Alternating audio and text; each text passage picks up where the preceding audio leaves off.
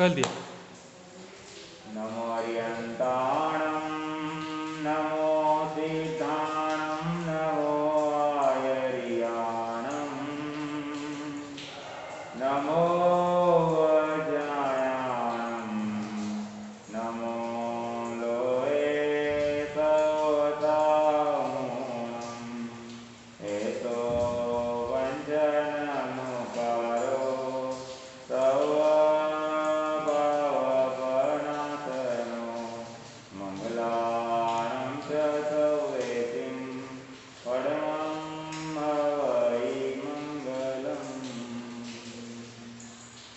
अंतर्गत चित्र का वाचन चल रहा है। इसमें हम देख रहे हैं गौतम कुमार ने सामायिक से लेकर के 14 पूर्वों तक का ज्ञान सीखा। भगवान जिनेश्वर देव ने कृपा करके दया ला करके मोक्ष का मार्ग बताया और उसमें सबसे पहले का परमम नाणम सहोदया, अर्थात पहले ज्ञान सीखें फिर उससे हम दया करें। आपने सरस्वती का फोटो देखा होगा, लक्ष्मी जी का फोटो देखा होगा, गणेश जी का फोटो देखा होगा। तीनों का फोटो एक साथ होता है और उसमें लक्ष्मी जी खड़ी रहती है और गणेश जी और सरस्वती जी बैठे हुए होते हैं। सरस्वती जी बैठी है विद्या की देवी, गणेश जी बैठे हैं बुद्धि के देवता, अर्थात बुद्धि और विद्या दोनों रहने के लिए आए हैं। और लक्ष्मी जी खड़े हैं अर्थात वो जाने के लिए आए हैं। लक्ष्मी की साधना करने वाला चंचलता की साधना करता है और विद्या की साधना करने वाला, सरस्वती की साधना करने वाला स्थिरता की साधना करता है। तो हमारे यहाँ पर जितने महापुरुष हुए हैं उन्होंने पहले ज्ञान सीखा, उसके बाद में तपस्या आदि का लक्ष्य रखा।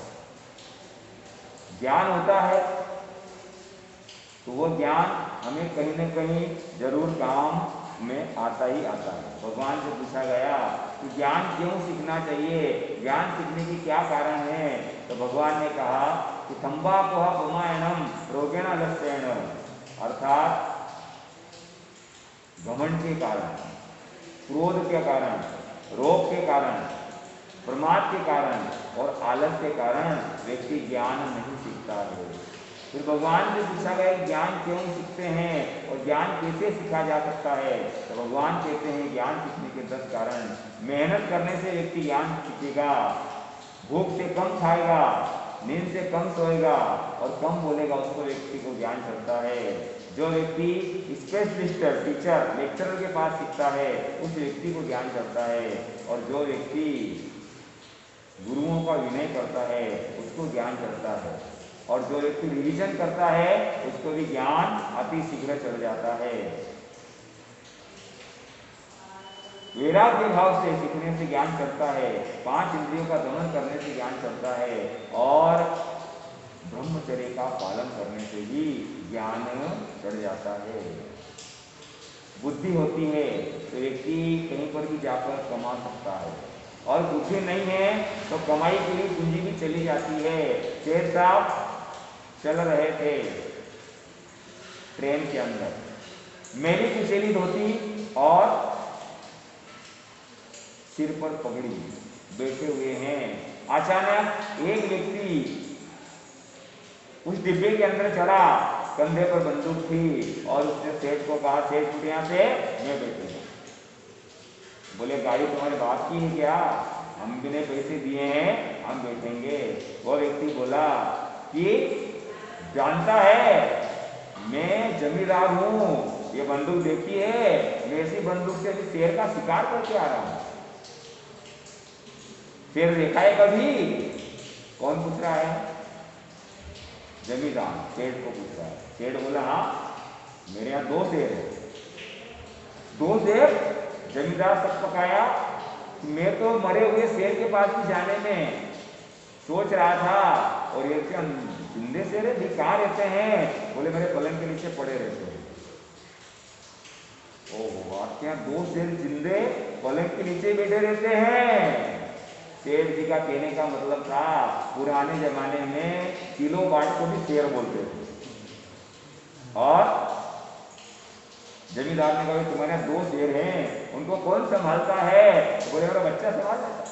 अच्छा बच्चे ही संभाल लेता है क्या? हाँ बच्चे ही संभाल लेता है। अच्छा तुम्हारा बच्चा कितना ताकतवर है? शेर बोला तुम्हारे बच्चे की बताओ।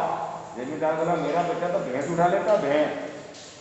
अच्छा मेरा बेटा तो गज उठा लेता है। शेर बोला मेरा बच्चा गज उठा लेता है, गज का मतलब हाथी, और वास्तव में गज का मतलब मीटर भी होता है, कपड़ा नापने का। तो शेर का कहने का मतलब था गज मतलब मीटर, और वो जमींदार समझ गया हाथी। और वहां पर मेरा बच्चा बहुत ताकतवर है। अच्छा तुम्हारा बच्चा क्या खाता है? शेर बोला पहले तुम्हारे बच्चे की बताओ। बोले मेरा बच्चा तो 2.5 शेर अनाज खाता है। अच्छा शेर बोला मेरा बच्चा मन भर के खाता है, 1 मन 40 किलो का होता है, मन भर के, उनका कहना मन भर के, और जमींदार समझ गया कि 40 किलो। अच्छा भाई साहब आजकल तो पत्नियों के भी बड़े मजे होते हैं, तुम्हारी पत्नी के क्या मजे हैं? जमींदार पूछ रहा सेठ साहब को। सेठ बोले पहले तुम्हारी पत्नी के बताओ। बोले मैंने पिछले महीने 50,000 की चूड़ियां लाई। सेठ जी बोले मैंने भी मेरी पत्नी को पिछले महीने 4 लाख की चूड़ी ला दी। काय की चूड़ी? लाख आता ना, लाख के जुड़े है ना। पर जमींदार समझ गया कि यार ये तो लाख मतलब 4 लाख, पैसे वाली बात। अच्छा भाई साहब आजकल तो फर्नीचर का जमाना है, तुम्हारा फर्नीचर बहुत बढ़िया होगा क्योंकि तुम्हारी पत्नी 4 लाख की चूड़ियां पहन रही है। शेर बोला पहले तुम्हारे घर का फर्नीचर बताओ। बोले मेरे यहाँ तो फर्नीचर है, अभी पिछले महीने 4 सागवान के बड़े बड़े पार्ट तैयार किए। सेठ ने कहा अब मैं तुमको कौन कौन से कमरे का फर्नीचर बताऊंगा, आपको बड़ा बात बता देता हूँ। और सेठ ने कहा कि मेरे यहाँ पर 4 सोने के पलंग है। कहाँ के पलंग है? सोने के पलंग है, सोने के, है ना।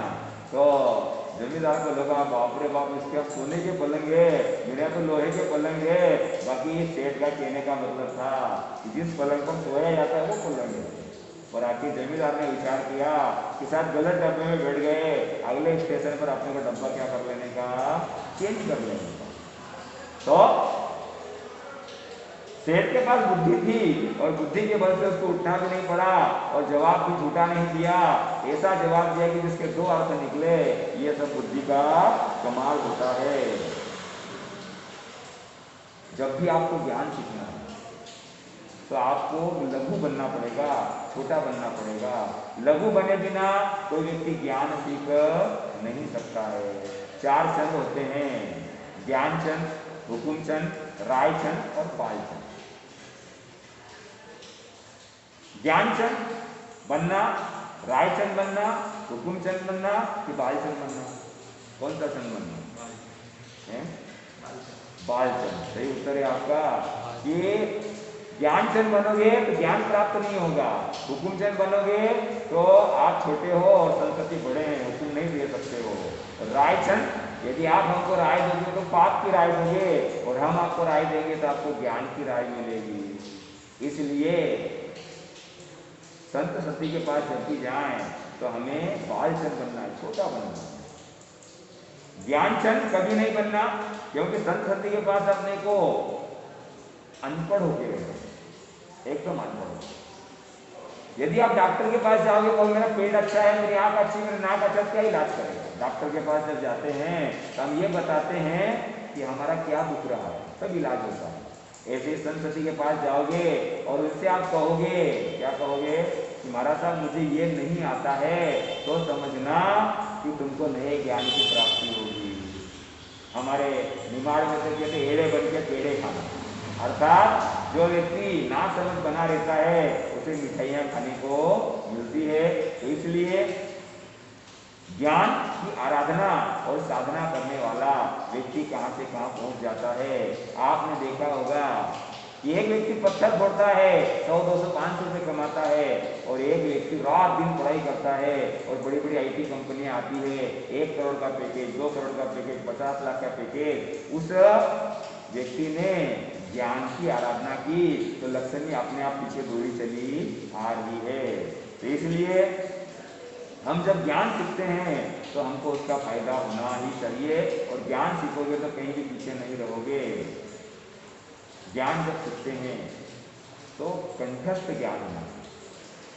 कई लोग सीखते तो हैं, पढ़ते हैं और वापस भूल जाते हैं, पर कंठस्थ ज्ञान हमारे काम में आएगा और पक्का ज्ञान हमारे काम में आएगा।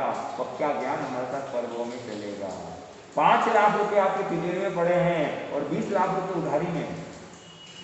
5 लाख रुपए तिजोरी में और 20 लाख रुपए उधारी में। अचानक घर में इमरजेंसी केस आ गया, कौन सी चीज काम में आएगी? 20 लाख या 5 लाख? 5 लाख रुपए काम में आएगी ना। तो इसलिए याद रखना कि कंठस्थ ज्ञान हमारा तिजोरी का माल है, और ये इन अलमारियों के अंदर जो पुस्तकें पड़ी हुई है ये सब उधारी का माल है। 50 अलमारी घर के अंदर आप रख लोगे तो आपको ज्ञान काम में आने वाला नहीं है।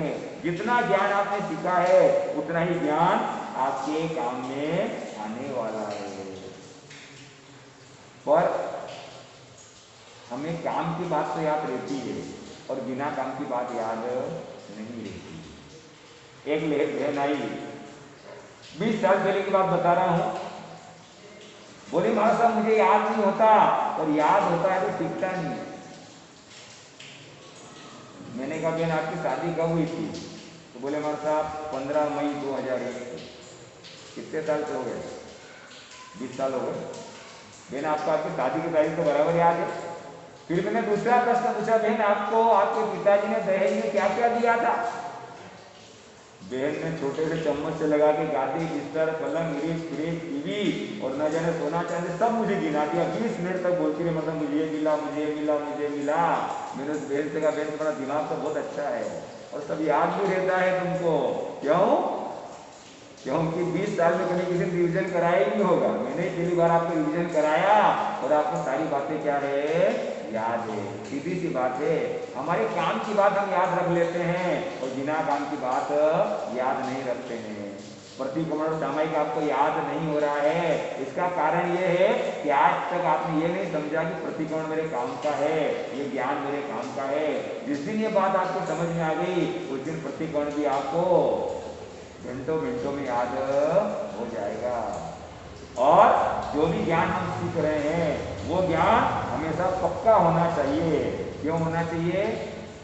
क्योंकि पक्का ज्ञान हमें हर जगह काम में आता ही रहता है। अभी आपका संसारा हो गया, बुढ़ापा आ गया, कान से सुनाई नहीं देगा, आंख से दिखेगा नहीं। उस समय हम कितना भी सुनाए, लोग कितना भी सुनाए, आपके परिवार वाले कितना भी सुनाए, आपको जो है सुनाई देगा ही नहीं।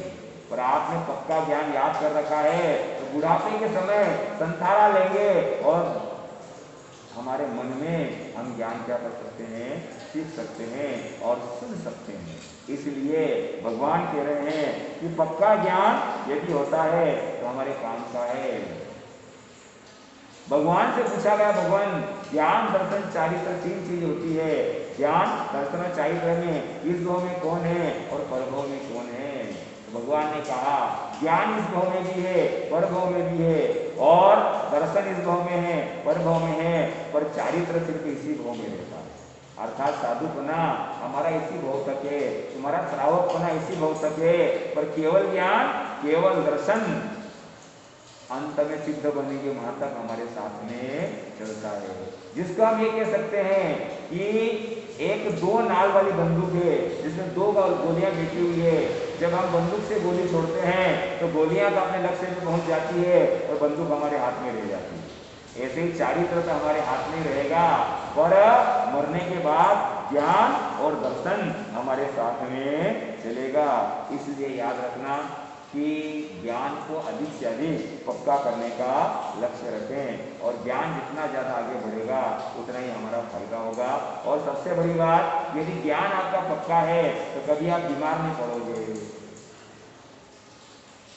जब भी चातुर्मास होता है, संतति आते हैं, तो महाराज साहब बोलते भाई क्या आता है? अरे महाराज साहब मैंने प्रतिक्रमण याद किया था, थोड़ा कच्चा हो गया, अब आप पधारे हो तो मैं पक्का करूंगा। महाराज साहब के साथ 4 महीने प्रतिक्रमण पक्का करते रहे और महाराज साहब का विहार हुआ और प्रतिक्रमण का भी विहार हो गया।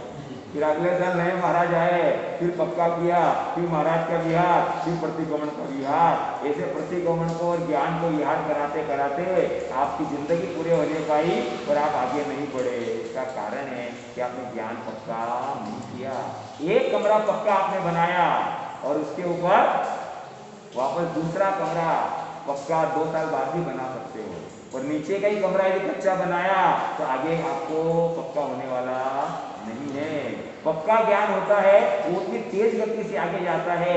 ये सामने दीवार पर आप टेनिस की गेंद मारेंगे तो जितनी जोर से मारेंगे उतनी तेज गति से वापस आएगी, पर इसके आगे कपड़ा लगा दिया दीवार पर और फिर बॉल को फेंका तो गेंद वापस आने वाली नहीं है। कारण कि दीवार पक्की थी और कपड़ा कच्चा है। ऐसे ही आपका ज्ञान कच्चा है तो आप आगे नहीं बढ़ पाओगे। इच्छा कारण का पाठ आपने याद किया और पक्का है तो तसुत्री का पाठ फटाफट याद हो जाएगा, पर आपने इच्छा कारण का पाठ तो कच्चा याद किया और तसुत्री याद करने बैठ गए तो तसुत्री कभी याद होने वाली नहीं, क्योंकि मन के अंदर अविश्वास है। इच्छा कारण है कि गई, है कि गई, है कि गई, और जहाँ अविश्वास वाला मामला है वहां पर व्यक्ति आगे नहीं बढ़ पाता है। इसलिए ज्ञान पक्का करें। कोई व्यक्ति बचपन से ज्ञान लेके आते हैं, तीर्थंकर भगवान बचपन से 3 ज्ञान, गर्भ से 3 ज्ञान लेके आते हैं। और गौतम स्वामी जो होते हैं गंधर्व भगवान 3 पद सुन करके 14 पुरुष का ज्ञान प्राप्त कर लेते हैं। और कुछ लोग ऐसे होते हैं जो मेहनत करते हैं और उन्हें याद हो जाता है, और कुछ लोग ऐसे होते हैं कि जो बहुत ज्यादा मेहनत करते हैं तो भी उनको याद नहीं होता। इसका कारण क्या? तो भगवान ने बताया कि जिस व्यक्ति ने पिछले जन्म में ज्ञान की आराधना की है वह व्यक्ति इस जन्म में भी ज्ञान आसानी से सीख लेता है। आपसे प्रश्न पूछते हैं कि आपके पास दूध भी है और आपके पास मावा भी है, बोलो दूध से मिठाई बनेगी मावे से? दूध से नहीं बनेगी, दूध से बन जाएगी। मावे से जल्दी बन जाएगी और दूध से पहले मावा क्या करना पड़ेगा? बनाना पड़ेगा। ऐसे ही जिस व्यक्ति को जल्दी याद हो रहा है इसका मतलब वो मावा तैयार करके लाया है, और जिस व्यक्ति को देर से याद हो रहा है वह व्यक्ति मावा बना ही नहीं पाया पिछले जन्म में, इसलिए उसको पहले इस जन्म में मावा बनाना पड़ेगा, तब जाकर के याद होगा। तो इसलिए हम लोग पिछले जन्म में जो गलती करके आए हैं कि हमने ज्ञान पर ध्यान नहीं दिया, वो गलती इस समय नहीं करें, और इस जन्म में हम हमारा मावा घोटने का लक्ष्य रखें, याद करने का लक्ष्य रखें। ज्ञान करते हुए हमें लकीर का फकीर नहीं बनना। ज्ञान का अर्थ समझना सिर्फ पढ़ाई लिखाई वाला ज्ञान हमारे काम का नहीं, उसका मर्म क्या है, उसकी यथार्थता क्या है, इस पर हमको जानना पड़ेगा। यदि लकीर के फकीर बन जाते हैं तो हम वहां पर नुकसान को प्राप्त हो जाते हैं।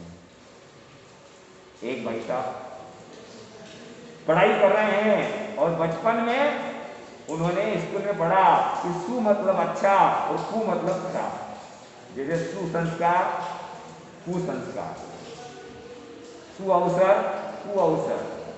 सु मतलब अच्छा और कु मतलब खराब। भाई साहब ने पढ़ाई कर ली और दिमाग में बात रह गई सु मतलब अच्छा और कु मतलब खराब। भाई साहब की शादी हो गई। शादी के बाद पहली बार पत्नी को लेने गए, बस से उतरे और साले साहब लेने आए, पधारो पधारो कुंवर साहब, पधारो पधारो कुंवर साहब। भाई साहब का दिमाग खराब हो गया। मेरे कुंवर बोल रहे, खराब बोल रहे हैं। आगे बढ़े, ससुर जाओ, पधारो कुंवर साहब। आगे बढ़े तो गांव वाले मिले, पधारो कुंवर साहब। भाई साहब का मूड ऑफ हो गया। मैंने बचपन में पढ़ रखा है कु मतलब खराब और सु मतलब अच्छा, ये लोग मेरे कु बोल रहे हैं मतलब खराब बोल रहे हैं।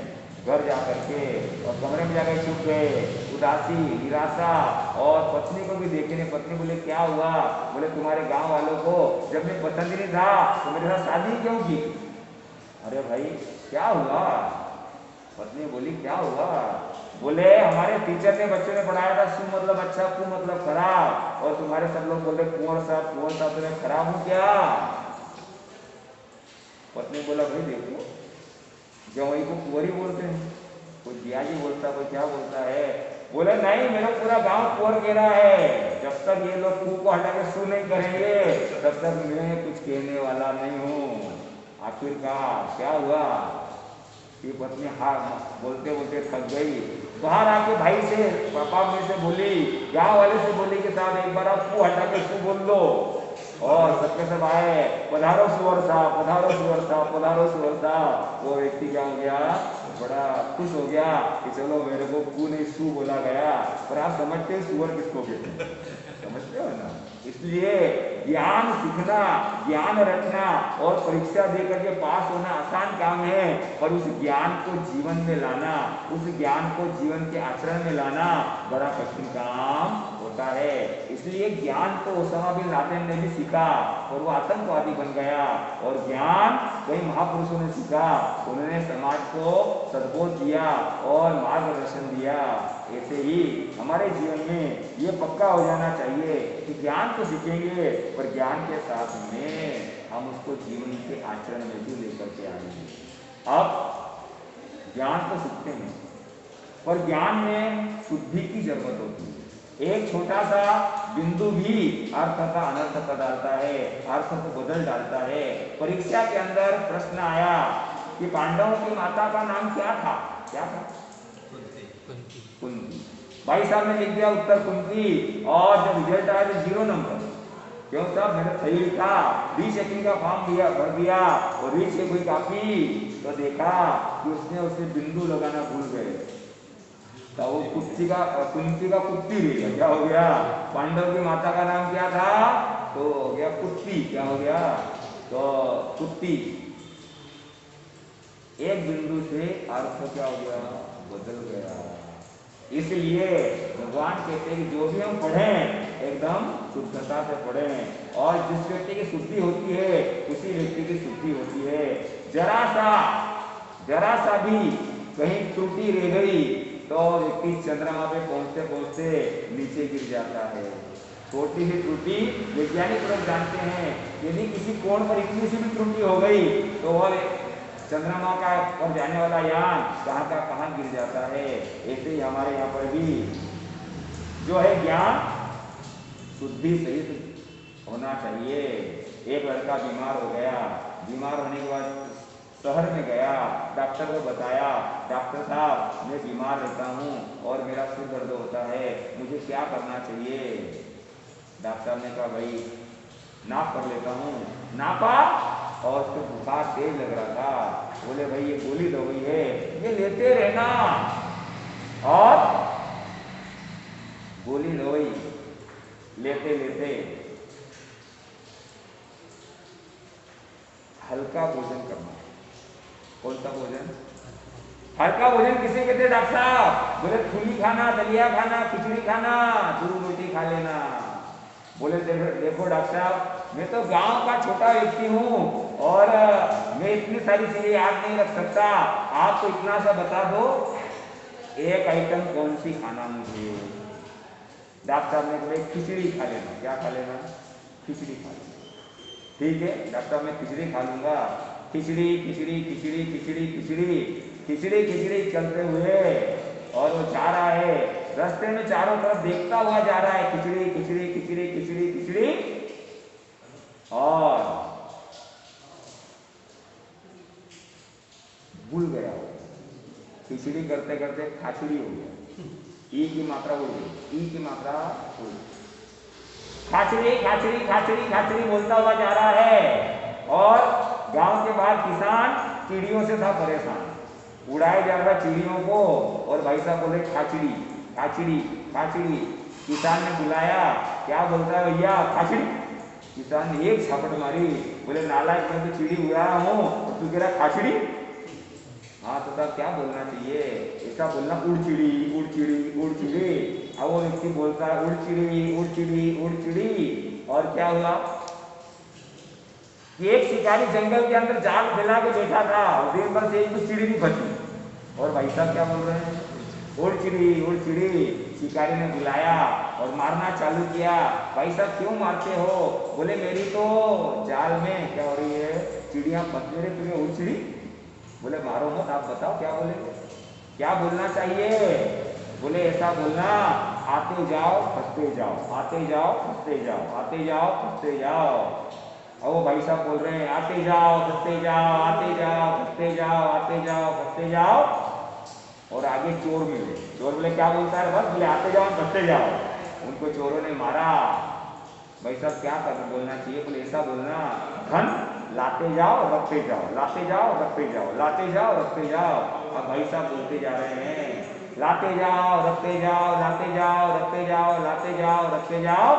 और गांव के बाहर एक 100 यात्रा आ रही थी और भाई साहब बोले लाते जाओ रखते जाओ, लाते जाओ रखते जाओ। लोग बोले क्या बोल रहा है रे, बोले बस लाते जाओ रखते जाओ। बोले क्या पूरे गांव वालों मार डालेगा?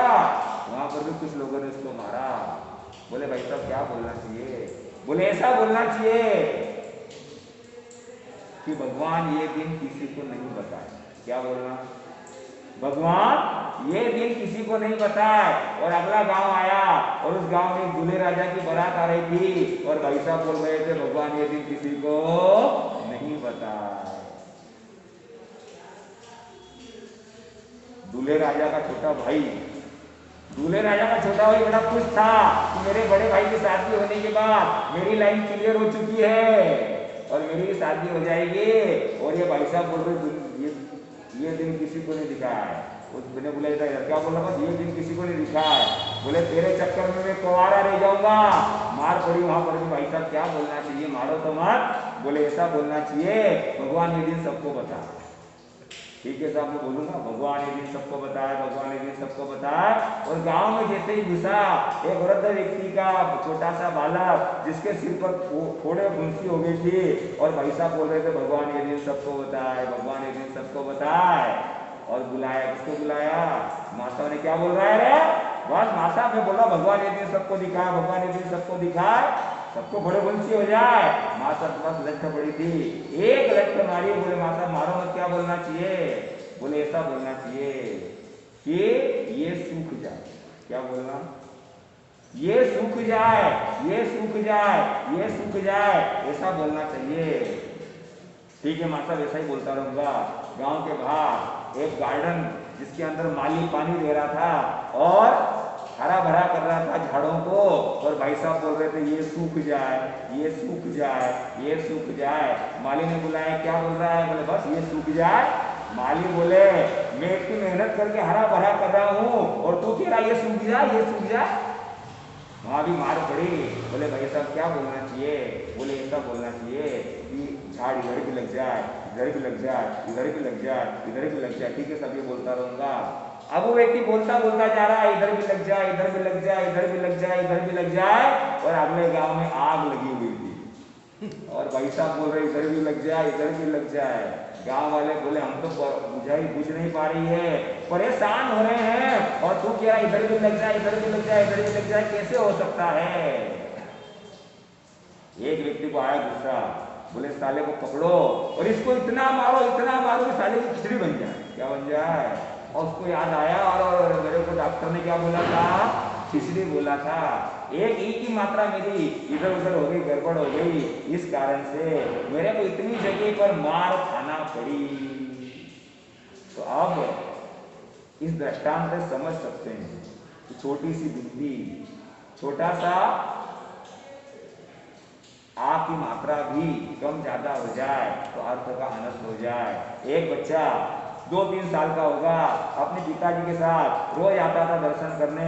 पिताजी बोलते तीकु तो आयाइनम करेमी वंदामी पूरा पाठ बोलते। बच्चा भी वैसी एक्टिंग कर लेता।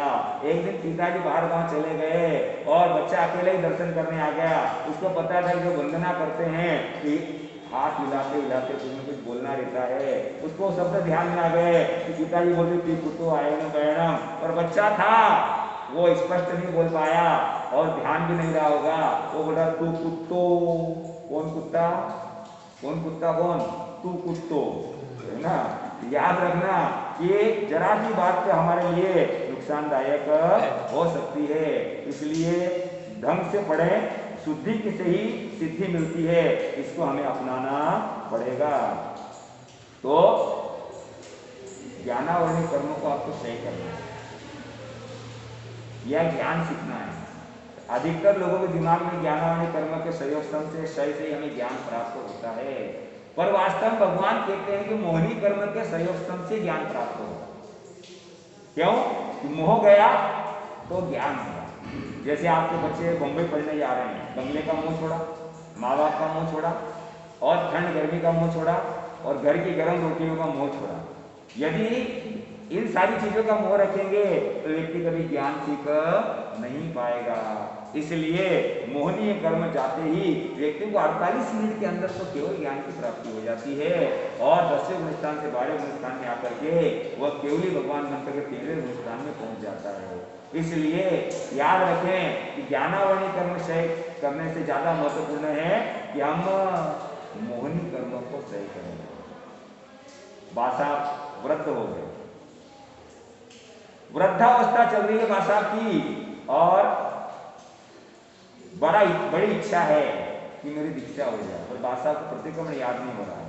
कई संतति आते हैं, विनती करते हमारे साथ दीक्षा दे दो, प्रतिक्रमण याद है नहीं याद है, और दीक्षा उनकी स्थगित हो जाती है। एक बार संत पधारे और बासा ने कहा मुझे दीक्षा दे दो, ठीक है दे देते दीक्षा, और बच्चों को पूछ के दीक्षा हो गई। शाम को प्रतिक्रमण कराओ साहब, नव दीक्षित मुनिराज, बोले मेरे को तो प्रतिक्रमण नहीं आता, इच्छा करने भी नहीं आता, कहीं नहीं आता। अरे तुमने पहले नहीं बताया? यदि आप बता देते हम आपको दीक्षा ही नहीं देते, क्योंकि प्रतिक्रमण सीख लेता उसी को दीक्षा देते। वर्तमान में ऐसा नियम है। वास्तव में अर्जुन वाले ने कोई प्रतिक्रमण नहीं सीखा था, एवंता मुनि ने कोई प्रतिक्रमण नहीं सीखा था, इच्छा कारण भी नहीं आता होगा, पर आजकल ये परिपाटी है तो प्रतिक्रमण याद हो उसी को दीक्षा देना। बड़ा विरोधाभास नजर आता है कि एक तरफ हम कहते हैं कि मनुष्य जन्म दुर्लभ है, और दूसरी तरफ जिस व्यक्ति को प्रतिक्रमण याद नहीं होगा हम उसको दीक्षा नहीं देते हैं, तो बेचारे का भी दुर्लभ मनुष्य जन्म नहीं चला जाएगा। मेरे हिसाब से कि प्रतिक्रमण याद हो चाहे नहीं हो, पर व्यक्ति यदि आत्म कल्याण करना चाहता है तो उसे अवश्य दीक्षित कर देना चाहिए, क्योंकि धीरे धीरे हो सकता है उसका संयोग हो और एक ही तरफ काम करेगा, रात दिन गुरु चरणों में रहेगा, रात दिन धर्म के साथ रहेगा, रात दिन किताबों के साथ रहेगा, तो उसको प्रतिक्रमण याद भी हो सकता है। और जैसे श्रावक लोग एक जने बोलता है और सारे श्रावक सुनते हैं, ऐसे ही एक जने बोले और सारे श्रावक सुने तो एक संत बोले और सारे संत सुन सकते हैं, पर प्रतिक्रमण नहीं याद हो तो उसकी दीक्षा रुक जाती है, ऐसा नहीं होना चाहिए। अब गुरुजी ने कहा भाई ठीक है याद करो, इच्छा कारण दिया याद ही नहीं हो रहा है, ससूत्र दिया याद ही नहीं हो रहा है। आखिरकार गुरु महाराज ने कहा फिर से क्या होगा? बोले भाई तुमको कुछ याद ही नहीं होता। वो एक ही बात कहता गुरुदेव, पिछले जन्म में मैंने मेरा मावा घोटा नहीं, इसका परिणाम आज भुगत रहा हूँ, इस जन्म में मैं अपना मावा घोटना चाहता हूँ, तो गुरुदेव थोड़ी कृपा करें और मेरे मावा घोटने में मदद करें, कुछ भी सिखाएं, कुछ भी सिखाएं। एक बार गुरुजी के मन में आया कि इसको अब पार्टियां याद होने वाली नहीं है, प्रतिक्रमण सामयिक याद नहीं होगा, इसको नया सूत्र देना चाहिए। उन्होंने सूत्र दे दिया, मारुस मातुस, मारुस मातुस, मारुस मातुस। जैसे लिया बड़ी कृपा की गुरुदेव, 4 कदम आगे बढ़ा, गुरुदेव मैं तो भूल गया क्या दिया था, चलो दे दे। कभी कभी गुरुदेव बाहर जाते, बड़े संतों दूसरे संतों से बोले थे मारुस मातुस, मारुस मातुस, एक कोने में जाके मारुस मातुस, मारुस मातुस, वहां कोने तक पहुंचे ही थे और उनको वापस भूल गए। वापस गुरुदेव में तो भूल ही गया। गुरुदेव सोच रहे हैं कैसे व्यक्ति को मैंने दीक्षा दे दी कि न तो खुद का ज्ञान ध्यान करता है न मेरा करता है।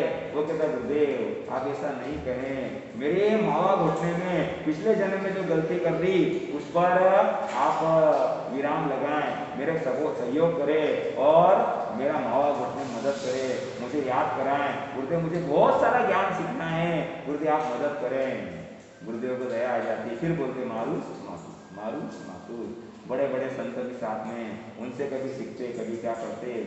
मारुस और मातुस 2 शब्द सीखते सीखते उनको जो है 12 साल हो गए, पर 2 शब्द याद नहीं।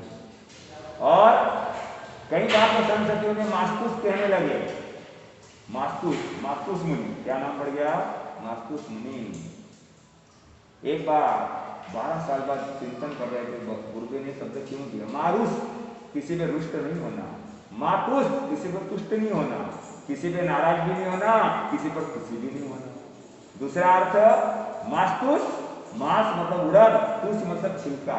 उड़द की दाल पे से, उड़द के ऊपर से भी छिलका निकल जाए तो उड़द सफेद हो जाता है, और छिलका होता है तो उड़द रहती है काली। ऐसे मेरी आत्मा के ऊपर से यदि ये कर्मों का काला छिलका निकल जाए तो मुझे केवल ज्ञान हो जाएगा, और मुझे किसी पर क्रोध भी नहीं करना है और मुझे किसी पर प्रसन्न भी नहीं होना है। ऐसा चिंतन करते करते करते करते और उनके कर्म झड़ना चालू है। 10वां गुणस्थान प्राप्त, 10वां गुणस्थान समाप्त, सीधे छलांग मार के 12वें में, और अंतर्मुहूर्त के अंदर उन्हें केवल ज्ञान की प्राप्ति है। अब शांति से देते हैं। दूसरे संत बोल रहे हैं, मातु सुने क्या बात है, शांति से बैठे हो जी, गुरुदेव याद हो गया मेरे को। अरे भाई 12 साल में 2 शब्द याद हुए, आगे का ले लो। बोले गुरुदेव आगे का भी याद है। अरे भाई आगे का लो, गुरुदेव वो भी याद है। अरे भाई आगे का वो भी याद है। अरे इसका कैसे याद कर लिया, मैंने तो दिया ही नहीं था आपको। गुरुदेव आपकी कृपा से, आपके सहयोग से मुझे ये ज्ञान प्राप्त हुआ है। अरे कौन सा ज्ञान प्राप्त हुआ, जाने वाला कि रहने वाला। अरे गुरुदेव आपकी कृपा हो, आपकी मेहर हो, आपका आशीर्वाद हो तो जाने वाला ज्ञान क्यों होगा, मुझे तो हमेशा रहने वाला केवल ज्ञान प्राप्त हुआ है, मोक्ष को देने वाला केवल ज्ञान प्राप्त हुआ है। गुरुदेव बड़े खुश हो गए, संत खुश हो गए कि देखो इन्होंने ये नहीं सोचा कि गुरुदेव क्या कर रहे हैं, ये नहीं सोचा कौन दर्शनार्थी है कौन गया, फालतू की पंचायती में नहीं पड़े, और गुरुदेव के आदेश से एक शब्द पर ध्यान लगाया, और 12 साल की कड़ी मेहनत के बाद इन्होंने वो सब कुछ पा लिया जो बड़े बड़े संत, बड़े बड़े ऋषि महात्मा बड़ी बड़ी तपस्या करके भी प्राप्त नहीं हो सकते। कारण समझ में आया कि उन्होंने अपने मोहनी कर्मों को सही किया। मोहनी कर्मों को सही करते ही व्यक्ति को अंतर्मुहूर्त के अंदर जो है ज्ञान की प्राप्ति हो जाती है। इसलिए आप लोग भी घर का मुंह छोड़ें, खाने पीने का मुंह छोड़ें। आपने देखा ही होगा कि बच्चे जुलाई अगस्त में कम पढ़ाई कर पाते हैं, खेलते भी हैं, टीवी भी देखते हैं, पर मार्च में परीक्षा है तो फरवरी के अंदर बच्चों का खेल अपने आप छूट जाता है, टीवी अपने आप छूट जाती है, खाना पीना छूट जाता है, क्योंकि उनका लक्ष्य पढ़ाई करने का है। जैसे व्यक्ति का लक्ष्य कुछ पाने का हो जाता है तो संसार की समस्त बातों से वह व्यक्ति दूर हो जाता है। आपने न्यूटन का सुना होगा कि न्यूटन रात दिन लेबोरेटरी में रहते थे, और एक बार उनकी माताजी रोज टिफिन रखने आती। एक बार कुछ दोस्त लोग आए और वो 10 बजे ही खाना खा के टिफिन खाली करके चले गए। न्यूटन आए खाने के लिए, और जैसे डब्बा खोला और डब्बा तो खाली है। मैं कैसा भुलक्कड़ व्यक्ति हो गया, एक बार भोजन कर लिया, दूसरी बार खाना वापस चले गए। माँ ने कहा बेटा अब तू शादी कर ले। बोले माँ शादी करके करूंगा क्या, मेरा को फुर्सत तो है नहीं घूमने की फिरने घरवाली को। बोले कि बेटा तेरे को जरूरत नहीं, मेरा बुढ़ापा आ गया, घर का सारा काम करना होता, रोटियां मुझसे बनती नहीं है, तू शादी कर ले। न्यूटन ने माँ के कहने से शादी कर ली, और आ करके सीधे कहाँ बैठ गए, अपनी प्रयोगशाला में। कई दिनों तक घर ही नहीं पहुंचे। माँ रोज टिफिन रख जा रही है। एक दिन पत्नी बोली मैं टिफिन लेके जाती हूँ, वो टिफिन लेकर के लेबोरेटरी में पहुंच गई, टिफिन टेबल पर रख दिया और बैठ गई चेयर पे। 12 बजे न्यूटन आए, देखा कि टिफिन तो आ गया है और आज कोई लेडीज भी बैठी हुई है। जा करके न्यूटन ने कह दिया, क्या कह दिया, क्या कह दिया कि बहन आप कौन है, कैसे बैठे। न्यूटन भूल ही गया कि मेरी क्या थी, पत्नी थी। जब इतना भुलक्कड़ स्वभाव हो जाता है, इतना भूलना चालू कर देते हैं, दुनिया को भूल जाते हैं, वही व्यक्ति कुछ ज्ञान को प्राप्त कर सकता है। तो इसलिए भगवान कह रहे हैं कि हम ज्ञान सीखें, ज्ञान सीख करके आगे जाने का लक्ष्य रखें, और उसके लिए संसार से वैराग्य होना जरूरी है। जैसे जैसे हमारा संसार का वैराग्य बढ़ता है, वैसे वैसे हमारे ज्ञान की वृद्धि होती हुई चली जाती है। जब हम ज्ञान सीखते हैं तो कहीं ना कहीं काम में आता ही आता है। एक व्यक्ति अंधा था, उसके 8 लड़के और 8 बहुएं, 8 लड़के और 8 बहुएं, और उनके 8 बच्चे और हो गए, और 8 लड़कियां हो गई। अंधे व्यक्ति से बच्चों ने, पोतों ने कहा, क्या कहा, कि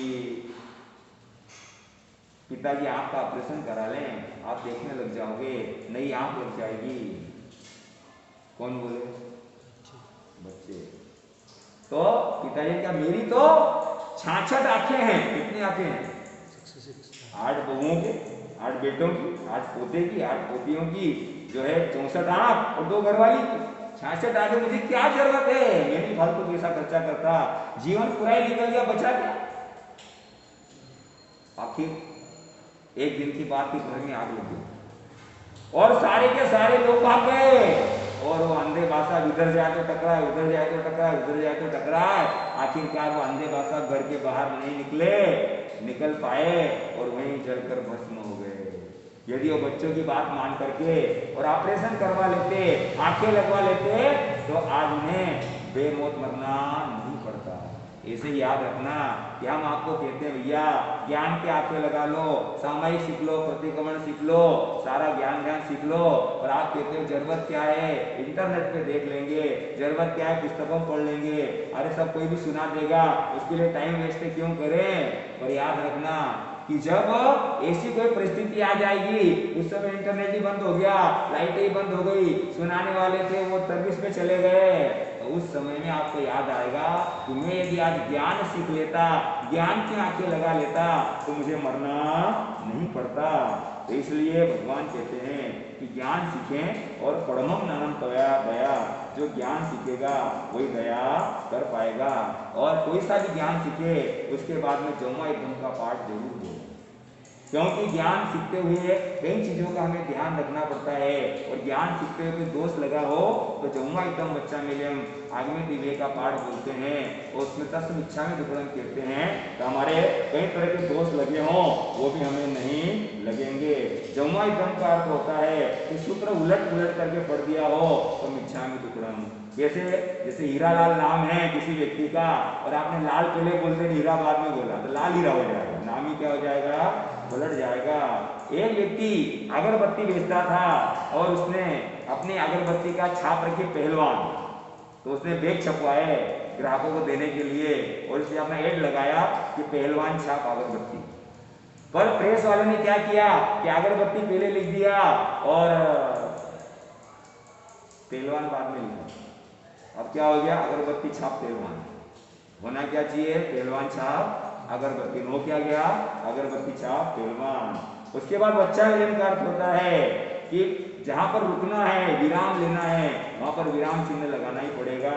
यदि आपने विराम नहीं लगाया तो उसका अर्थ का अनर्थ हो जाएगा। और जैसे कहा कि रुको मत स्थानक जाओ, रुको मत स्थानक जाओ, उसका अर्थ अगर रुक जाओ स्थानक नहीं जाना। पर आपने रुको की जगह से विराम हटा करके बोला रुको मत स्थानक जाओ, लाइन तो वही की वही है, पर विराम यहां से उठा के यहां रख दिया तो अर्थ आपका क्या हो गया, बदल गया। नेगेटिव अर्थ था वो पॉजिटिव हो गया। जैसे एक दुकान पर लिखा था कि यहां पर देसी घी मिलता है, और उन्होंने जो देसी घी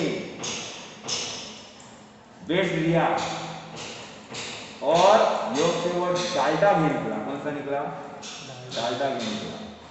उसने कोर्ट में केस कर दिया कि साहब ये आपको डालडा घी दिया और मैं आपसे हर्जाना वसूल करूंगा। उन्होंने कोर्ट में वकील किया, तो घी वाले ने वकील कर लिया और कोर्ट में केस चला।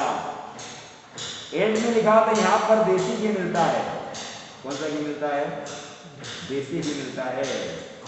तो जो है देसी घी, अब पर देसी को उसने एक लाइन मिला करके परदेसी कर दिया। अब अर्थ हो गया यहाँ परदेसी घी मिलता है, यहाँ पर देसी घी नहीं मिलता है। ऐसे जो है वच्चा मिलियम अर्थात विराम को इधर उधर कर देना। उसके बाद हिणकरम, यदि आप छोटी चीज जैसे कुंती का उदाहरण दिया तो एक बिंदी हटाने से अर्थ का क्या हो गया, अनर्थ हो गया। और अचखरम अर्थात बढ़ा दिया, उच्चार मतलब बड़ी बाधा हो गई और उच्चारण मतलब बोलना हो गया। धन्य का मतलब धन्यवाद हो गया और ध में आ की मात्रा लगाई धान्य हो गया।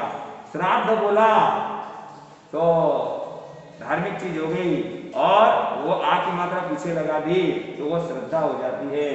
ऐसे ही आचकरम इणकरम परिणाम पूरा पद ही छोड़ दिया तो उसमें भी अर्थ का अनर्थ हो जाता है।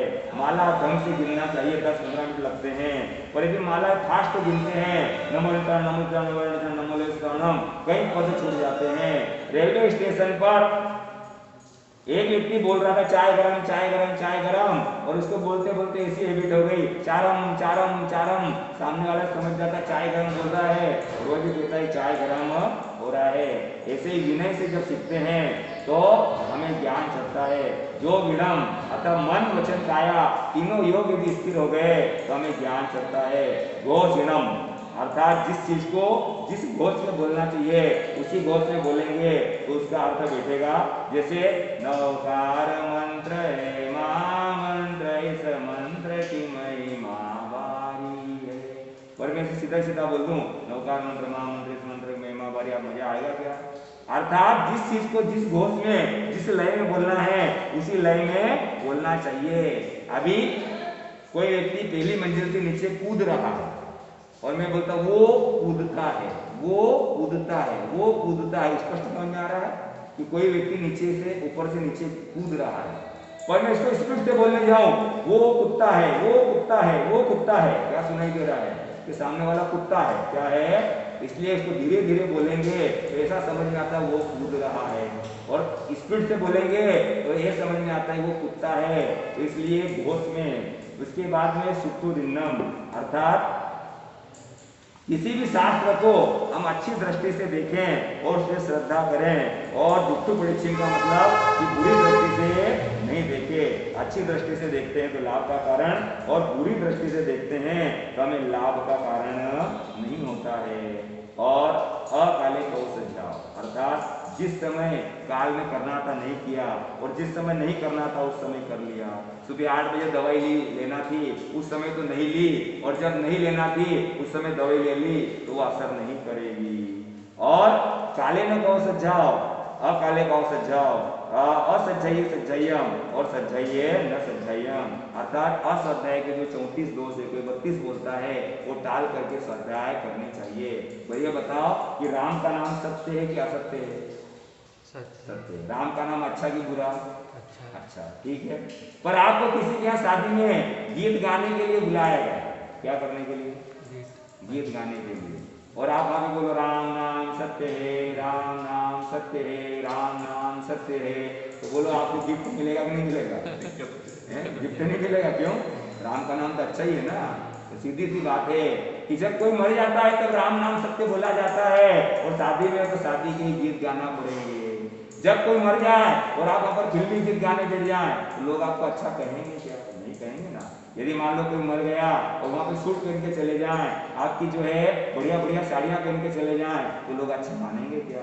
इसलिए काल की शुद्धि भी होना चाहिए कि किस समय में हमें कौन सा कार्य करना चाहिए और किस समय में हमको कौन सा कार्य नहीं करना चाहिए। तो इस तरह से 14वां एकदम का पाठ, ये 14 अतिचारों को ज्ञान सीखते हुए लग सकते हैं। इन अतिचारों से हमें दूर रहना है, और जैसे ही हम इससे दूर होते हैं तो हमें ज्ञान बढ़ना चालू हो जाता है। केसर दूध में डाली जाती है, और केसर पे एक बिंदी लगा दो आपको क्या हो जाएगा? कैंसर हो जाए। कैंसर एक बिंदी लगाने से केसर कहाँ में परिवर्तित हो गई? कैंसर में परिवर्तित हो गई। तो इसलिए हम शुद्ध करें, शुद्धि ही सिद्धि का साधन है। ज्ञान सीखते समय और मंत्र पढ़ते समय जितना ज्यादा शुद्ध आप करेंगे उतना ज्यादा वह मंत्र प्रभावी हो जाता है। ऐसे भगवान कह रहे हैं परमम ज्ञानम तवो दया, अर्थात पहले ज्ञान उसके बाद में हम क्या करें? दया करें। और ऐसी ज्ञान की आराधना साधना जो करेंगे तो हमको लाभ का कारण होगा। आपने घर पे 20 रोटियां बनाई और 20 रोटियां कच्ची है, महाराज साहब अचानक आ गए तो कौन सी बेराएंगे? नहीं बेरा पाएंगे। पर यदि एक रोटी भी बनी है पूर्ण सीखी हुई है, घी लगा हुआ है, महाराज साहब आएंगे तो बेरा सकते हो। ऐसे ही एक पाठ याद किया, पक्का याद किया, अगली बार दूसरे महाराज साहब आए तो दूसरा पाठ सीख सकते हैं। नहीं तो होगा क्या? कई बार मैंने देखा कि श्रावक श्राविका बहुत ज्ञान सीखते हैं और हम जब जाते हैं तो लोग परिचय कराते हमारे से बहुत बड़े ज्ञानी हैं, हमारा भी मन होता है कि ज्ञानी से ज्ञानी मिले तो करे ज्ञान की बात और अज्ञानी से अज्ञानी मिले तो खेले रातम लाभ। अर्थात हमारा मन होता है हम ज्ञानी से मिलेंगे। हमने कहा भाई साहब अपने कुछ ज्ञान करना है, कब पधारोगे? तो बोले भाई साहब दोपहर को आऊंगा। दोपहर को भाई साहब आए नहीं, दूसरे दिन भी आए नहीं, और तीसरे दिन में गोष्ठी चला गया। मैंने कहा भाई साहब ज्ञान ध्यान सीखने फिरने के लिए आए नहीं। तो भाई साहब बोले हमारे साहब अचानक एक जगह उठाने में जाना पड़ा। कहाँ जाना पड़ा? तो हम समझ जाते हैं कि इस भाई का ज्ञान कच्चा है। तो कच्चा ज्ञान वाला कभी भी संत सती से कतराने लग जाता है, और जब तक उसका ज्ञान कच्चा रहेगा तब तक किसी न किसी का उठावना करता ही रहेगा, उठावना होता ही रहेगा। कई बार बहू कहते हैं दादी जी कि बहू मुझे प्रतिक्रमण सुना दे, तो बहू कहती है दादी जी मेरा पेट दुख रहा है। हम समझ जाते हैं इसका ज्ञान कच्चा है, पेट भी दुख रहा है, और जब तक ज्ञान कच्चा है तब तक क्या होगा कि पेट दुखता ही रहेगा। ऐसे पक्का ज्ञान सीखें, अच्छा ज्ञान सीखें और सुंदर ज्ञान सीख करके अपने समय को सफल करने का लक्ष्य रखें। तो यहाँ पर गौतम कुमार ने सामायिक से लेकर के जो है आगे सबका ज्ञान सीख लिया, फिर तपस्या में डाला, तो तपस्या करके अपने समय को सफल किया। ऐसे आप लोग ज्ञान में सीखेंगे, यहाँ भी आनंद होगा और आगे भी आनंद होगा। आज हमारे परिसर पर्व का दूसरा दिन है और आप अपने समय को सफल करते हुए और ज्ञान ज्ञान सीखें, तो यहाँ भी आनंद होगा और आगे भी आनंद होगा। गुरुदेव के आज्ञा से प्रकार मंगलम अयंता मंगलम सिद्धा मंगलम साहु मंगलम केवली गणतो धम्मो मंगलम चताई लोकमा इंता लोकमा सिद्धा लोकमा साहु लोकमा केवली गणतो धम्मो लोकमो तदारी शरणं पहुंचामि अरहते शरणं पहुंचामि सिद्धे शरणं पहुंचामि साहु शरणं पहुंचामि केवली गणतम धम्मम शरणं पहुंचामि। चार मंगल चार उत्तम चार शरण और शरणों को जो भव्य प्राणी आ गए अक्षय